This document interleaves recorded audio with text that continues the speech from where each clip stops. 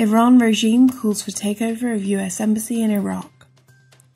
On October 30th, Keyhan Daily, known as the Iranian Supreme Leader's mouthpiece, called for the takeover of the United States Embassy in Baghdad.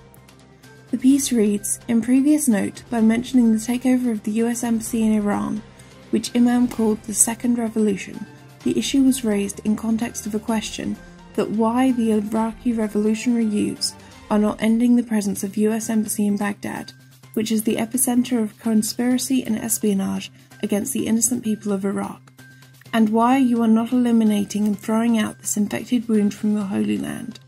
The takeover of the US espionage center in Islamic Iran and eliminating the epicenter of conspiracy has many benefits for us, and then why the revolutionary youths of Iraq deprived the Holy Land of these benefits.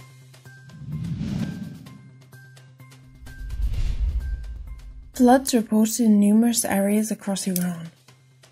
Severe rains and floodwaters in various areas across Iran during the past few days have left vast amounts of damages for the devastated locals. Early Tuesday, following the first seasonal rains, most of the areas around the city of Avaz were encircled with floodwaters and rising sewage.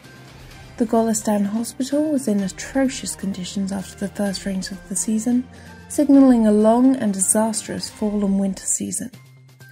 In Kurdistan province, schools and other educational centres in the cities of Abadan, Khorramshahr and Shadigan were closed due to severe rains and water paths being blocked. In Isfahan, torrential rains resulted in rising water levels and homes being flooded in the city of Ardistan. The city's infrastructure also suffered severe damage due to heavy rain. US and Gulf countries imposed sanctions on 25 targets linked to Iran. The United States and 6 Gulf countries agreed to jointly impose sanctions on 25 corporations, banks and individuals linked to Iran's support for militant networks, including Hezbollah, the US Treasury Department said Wednesday. The blacklisted targets were announced by the Terrorist Financing Targeting Center nations, which include Bahrain, Kuwait, Oman, Qatar, Saudi Arabia and the United Arab Emirates.